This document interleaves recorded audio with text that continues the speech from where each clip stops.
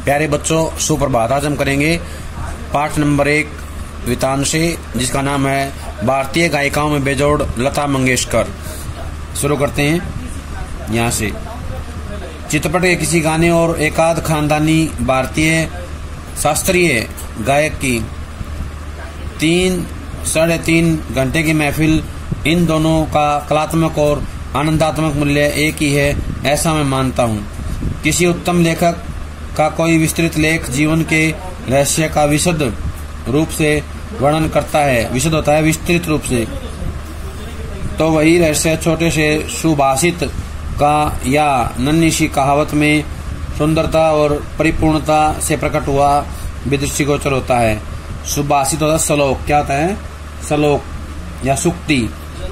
श्लोक या सुक्ति जो है उसमें भी जो है ये बातें आ जाती हैं और वो भी सुंदर लगती हैं।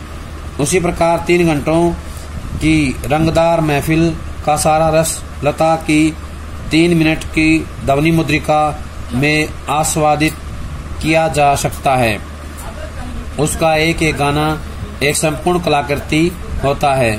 स्वर, लय, शब्दार्थ का वहाँ त्रिवेणी संगम होता है। त्रिवेणी संगम होता है किसका? स्वर, लय, शब्दार्थ। स्वर, लय और शब्दार्थ का जो है त्रिवेणी संगम देखने को मिलता है। इन्हें 3 धाराओं का मेल, क्या था? त्रिवेणी 3 धाराओं का मेल जो है देखने को मिलता है। 3 धाराएं जो है वहां मिलती हुई नजर आती हैं, दिखाई देती हैं। और महफिल की बेहोशी उसमें समाई रहती है। वैसे देखा जाए तो शास्त्रीय संगीत क्या और चित्रपट संगीत क्या, अंत में रसिक को आनंद देने की सामर्थ्य किस गाने में कितना है, इस पर उसका महत्व ठहराना उचित है। मैं तो कहूँगा कि शास्त्रीय संगीत भी रंजक न हो तो बिल्कुल ही नीरस ठहरेगा। रंजक होता है मनोरंजन देने वाला, आनंदित करने वाला। क्या होता है रंजक? आनंद देने वाला, रिझाने वाला, आकर्षित करने वाला। अगर उसमें रंजकता नहीं है, रंजक नहीं है, आकर्षित नहीं करता है, तो वो जो है नीरस हो जाएगा, बिल्कुल जो है आनंदमय नहीं बना पाता है, अनाकर्षक प्रतीत होगा और उसमें कुछ कमी सी प्रतीत होगी। गाने में जो गानपन प्राप्त होता है वह केवल शास्त्रीय बैठक के पक्केपन की वजह से, ताल सुर के निर्दोष ज्ञान के कारण नहीं। गाने की सारी मिठास, सारी ताकत उसकी रंजकता पर आधारित होती है, रंजकता पर निर्भर करती है। उसकी रंजकता पर मुख्यतः अवलंबित रहता है, आश्रित रहता है।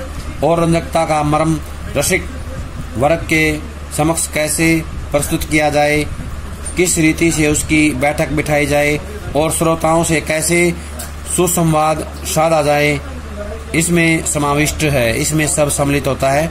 किसी मनुष्य का अस्थिपंजर और एक प्रतिभाशाली कलाकार द्वारा उसी मनुष्य का तैलचित्र होता है, जिस पर या जिस चित्र में तैलीय रंगों का प्रयोग किया गया हो, तेल से बने हुए रंगों का प्रयोग किया गया, उसे बोलते हैं तैलचित्र।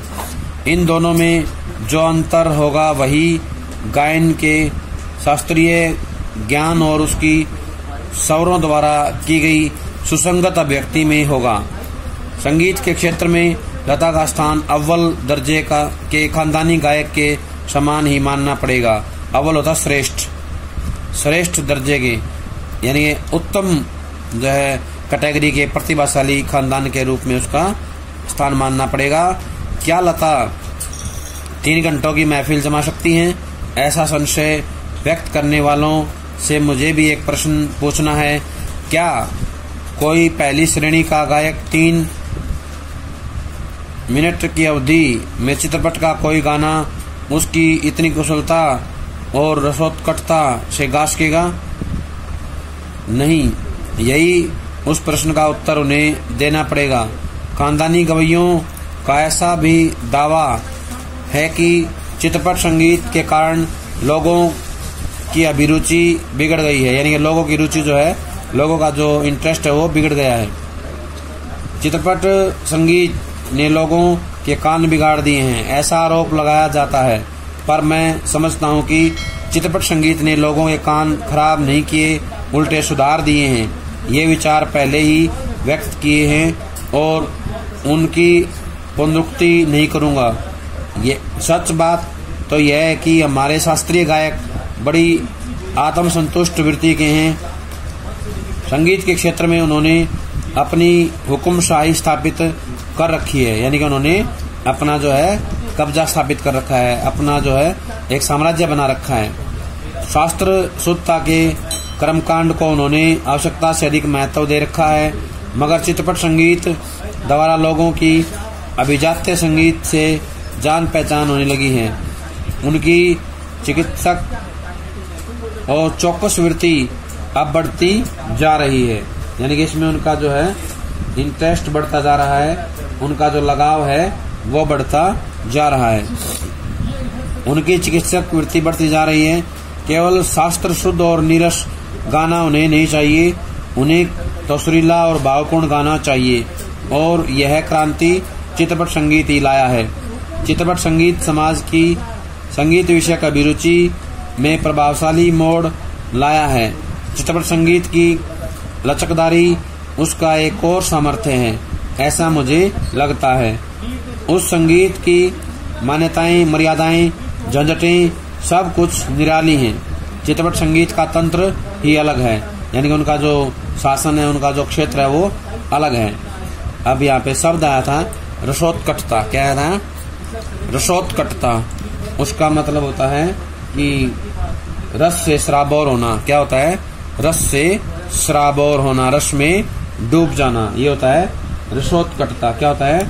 रसोत्कटता। सुसंगत अभिव्यक्ति, तालमेल से तालमेल बिठाना। क्या होता है? तालमेल बिठाना। सुसंगत अभिव्यक्ति, तालमेल से युक्त अभिव्यक्ति, यानी कि तालमेल बिठा के जो है अभिव्यक्ति करना, वो होता है सुसंगत अभिव्यक्ति। क्या होता है? सुसंगत अभिव्यक्ति। समाविष्ट होता है समाया हुआ। क्या होता है? समाविष्ट, समाया हुआ। समाविष्ट होता है समाया हुआ। अगला है तैल चित्र। बताई दिया था, तैलीय चित्रों का या तैलीय रंगों से बनाया हुआ चित्र। क्या होता है? तैलीय रंगों से बनाया हुआ चित्र। ये थे शब्द कुछ इससे जुड़े हुए, हमें इनको ध्यान रखना है। यहाँ नवनिर्मित की बहुत गुंजाइश है। जैसा शास्त्रीय रागदारी का चित्रपट संगीत दिग्दर्शकों ने उपयोग किया, उसी प्रकार राजस्थानी, पंजाबी, बंगाली प्रदेश के लोकगीतों के भंडार को भी उन्होंने खूब लूटा है। यह हमारे ध्यान में रहना चाहिए। धूप का कौतुक करने वाले पंजाबी लोकगीत रुक्ष होता है रुखा। क्या होता है? रुखा। और निर्जल यानी कि जलहीन राजस्थान में पर्जन्य होता है बादल। क्या होता है? पर्जन्य, बादल की याद दिलाने वाले गीत पहाड़ों की घाटियों, खोरों में प्रतिध्वनित होता है, सुनाई देने वाले। क्या होता है? गूंजने वाला। प्रतिध्वनित क्या होता है? गूंजने वाला या सुनाई देने वाला या देने वाले। पहाड़ी गीत ऋतु चक्र समझाने वाले। ऋतु चक्र होता है ऋतुओं का चक्र, एक ऋतु के बाद दूसरी ऋतु का आना। तो ये ऋतु के आधार पे भी राग गाए जाते हैं। कुछ राग ऋतुओं के अनुसार गाए जाते हैं, जैसे वसंत में राग वसंत, वर्षा में राग मल्हार। राग मल्हार जो है वर्षा ऋतु में गाया जाता है। तो ये जो ऋतु चक्र है रागों के बारे में, ऋतु के आधार पर जो राग गाए जाते हैं उसके दर्शाता है।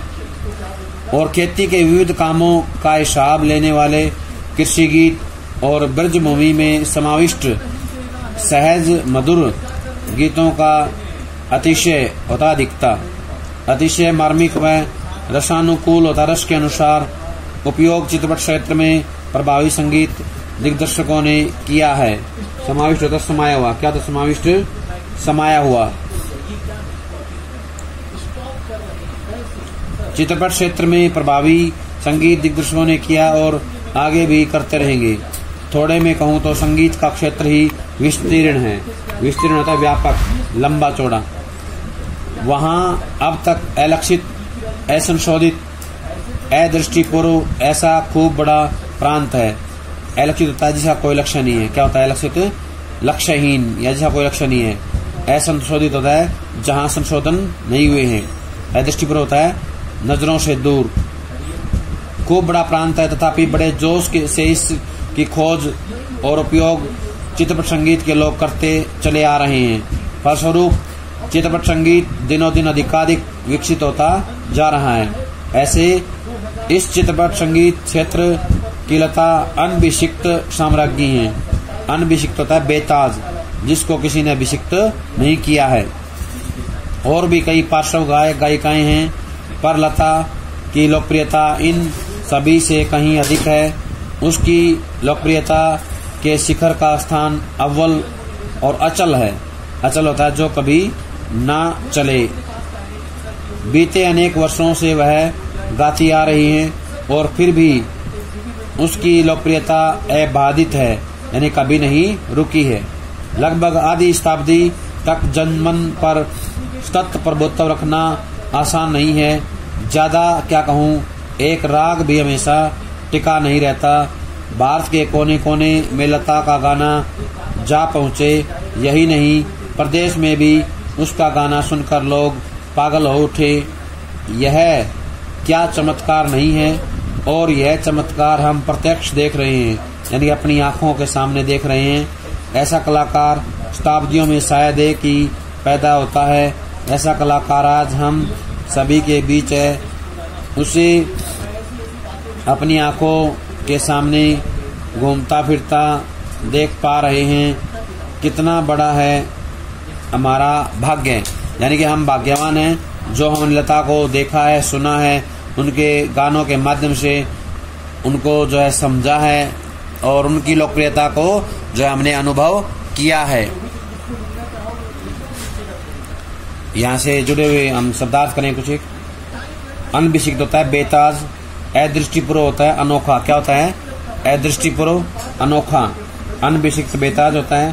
शताब्दी होता है सैकड़ों साल। क्या होता है शताब्दी? सैकड़ों साल। सतत होता है लगातार। क्या होता है सतत? सतत होता है लगातार। प्रभुत्व होता है अधिकार। क्या होता है प्रभुत्व? अधिकार। प्रभुत्व क्या होता है? अधिकार। सतत होता है लगातार।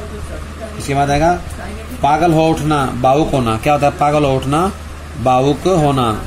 पागल हो उठे यानी कि भावुक हो जाते हैं लोग। अब हम जो है लता के बारे में पढ़ रहे थे, तो ये जो लता है इनका जन्म जो है 28/9/1929 को हुआ था। कब हुआ था? 28 सितंबर 1929 को जन्म हुआ था और इनका निधन 6 फरवरी 2022 यानी 6/2/2022 को इनका निधन हो गया था। लता को हमने देखा है, सुना है, तो उन लता के जीवन के बारे में हमें पता होना चाहिए। तो उनका जन्म कब हुआ था? 28/9/1929 और निधन कब हुआ था? 6/2/2022 को। प्यारे बच्चों, ये था हमारा पार्ट नंबर 2 लता मंगेशकर के पाठ का। तो सभी इसको ध्यान से सुनेंगे, पढ़ेंगे और इससे संबंधित प्रश्नों को अपनी कॉपी में लिख लेंगे। जब तक अगली वीडियो नहीं आती है तब तक ये अपना सारा काम पूरा कर लें। सभी का बहुत बहुत धन्यवाद।